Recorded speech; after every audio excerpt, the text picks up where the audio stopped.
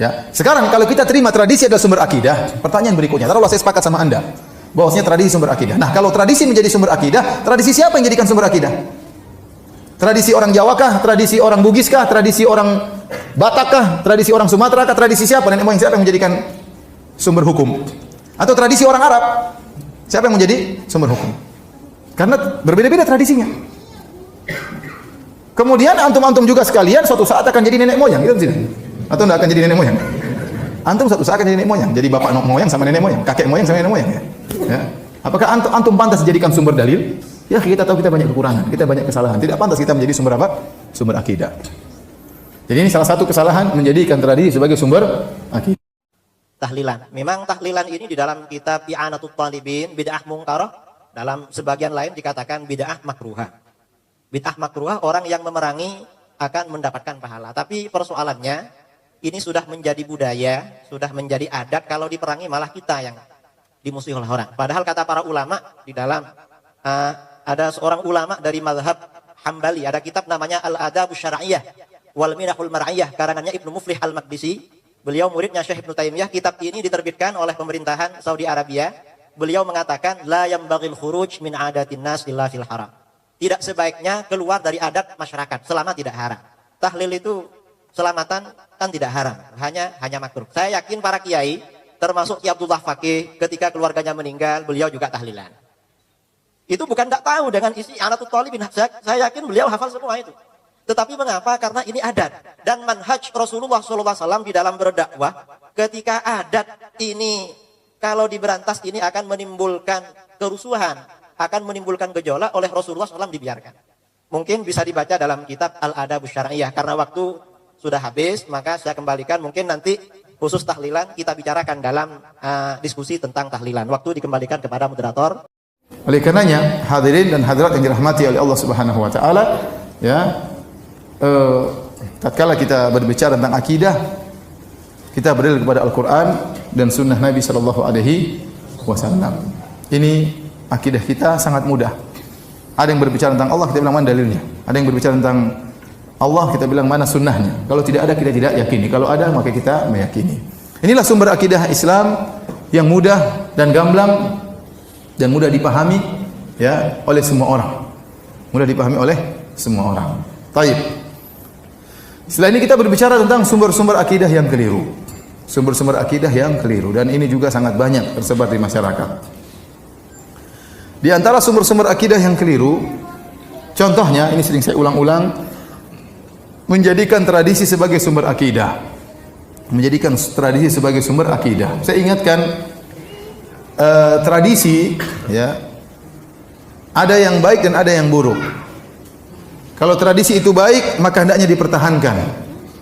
Seperti Rasulullah SAW tatkala diutus ke kaum musyrikin Arab, mereka memiliki tradisi yang baik dan mereka memiliki tradisi yang buruk. Di antara tradisi mereka yang baik, meskipun mereka dalam kondisi jahiliyah, contohnya mereka jujur. Contohnya mereka suka memuliakan tamu. Contohnya mereka setia, ya. Contohnya mereka dermawan. Makanya Rasulullah SAW mengatakan, innama bu'istu liutammima makarimal akhlak. Sungguhnya aku diutus untuk menyempurnakan akhlak yang mulia. Kenapa? Ada akhlak yang mulia di mereka. Tinggal disempurnakan lagi oleh Nabi SAW. Adapun tradisi-tradisi yang buruk semuanya dilawan oleh Nabi SAW, difilter oleh syariat. Kalau tidak sesuai, maka Nabi SAW, ya, menentang tradisi tersebut. Makanya Nabi diberi tuduhan dengan tuduhan as-sabi. As-sabi artinya orang yang keluar dari tradisi nenek moyangnya. Nabi diberi gelar, di antaranya al-kahin, dukun, di antaranya as-sahir, tukang sihir, di antaranya mashur, orang tersihir, di antaranya majnun, orang gila, di antaranya syair, penyair, ya, di antaranya kadzdzab, pendusta, di antaranya sabi, orang yang keluar dari tradisi nenek moyangnya. Dan ini gelar yang sering mereka ulang-ulangi dan mereka sering berikan kepada Nabi gelar ini. Kenapa? Karena orang takut untuk keluar dari tradisi. Sehingga kalau ada sahabat yang masuk Islam dari musyrik menjadi muslim, maka langsung dikatakan oleh mereka, qad sobauta atau sobata, kau telah keluar dari tradisi nenek moyangmu. Agar orang tidak berani keluar dari tradisi nenek moyang. Jadi ingat, Islam datang untuk memfilter tradisi, bukan tradisi memfilter Islam. Hati-hati. Sebagian orang mengatakan, lihat dulu, jangan dulu, kita lihat dulu. bagaimana Islam yang datang dari Arab, kita cek dulu. Kalau sesuai dengan tradisi kita, kita terima. Kalau enggak, kita tolak. Ini bahaya. Justru Islam datang untuk memfilter apa? Tradisi. Bukan tradisi memfilter Islam. Salah. Sebagaimana Nabi SAW hidup di orang Arab. Dan dia datang dengan Islam dan dia menolak adat Arab. Dia menolak adat Arab yang tidak sesuai dengan syariat Islam. Dan mengambil akidah dari tradisi ini merupakan lagu lama, ya. Sudah dilakukan oleh orang terdahulu. Contoh seperti umatnya Nabi Ibrahim alaihissalam. Waktu Nabi Ibrahim alaihissalam menegur umatnya yang sedang nongkrong beribadah kepada patung-patung, ma hadhihi tamathilul lati antum laha aqifun. Patung-patung apakah ini yang kalian sedang nongkrong di sini kemudian beribadah kepada patung-patung tersebut? Apa dalil mereka? Wajadna aba'ana laha abidin. Kami mendapati nenek moyang kami menyembah berhala-berhala ini. Ya sudah, kami tinggal ikut. Kami tinggal ikut. Apa kata Nabi Ibrahim alaihissalam? Laqad kuntum antum wa aba'ukum fi dhalalim mubin. Kata Ibrahim alaihissalam, kalian sesat, nenek moyang kalian juga sesat. Bapak kalian juga sesat, kakek kalian juga apa? Sesat. Buyut kalian juga apa? Sesat. Ini tradisi sesat kata Nabi Ibrahim alaihissalam. Makanya mereka pun jengkel, ya. Kemudian mereka membakar Nabi Ibrahim alaihissalam. Demikian juga tatkala Nabi SAW mendakwakan Islam, orang-orang musyrikin Arab berpegang teguh dengan tradisi. Mereka mengatakan inna wajadna aba'ana ala ummah wa inna ala atharihim muqtadun. Kami telah mendapati nenek moyang kami di atas jalan ini dan kami hanya ikut saja nenek moyang kami.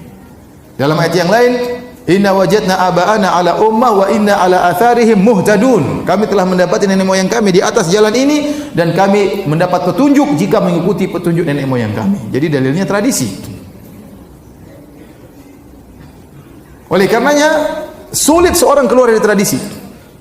Makanya waktu Abu Thalib akan meninggal dunia, agar Abu Thalib tetap berada di atas kesyirikan, Abu Jahal cuma mengingatkan satu tentang tradisi.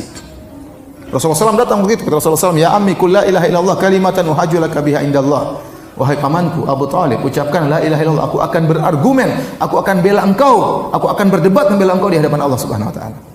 Kata Abu Jahal tatkala itu, atarghabu an millati Abdul Muttalib, apakah kau benci dengan agama nenek moyangmu? Selesai.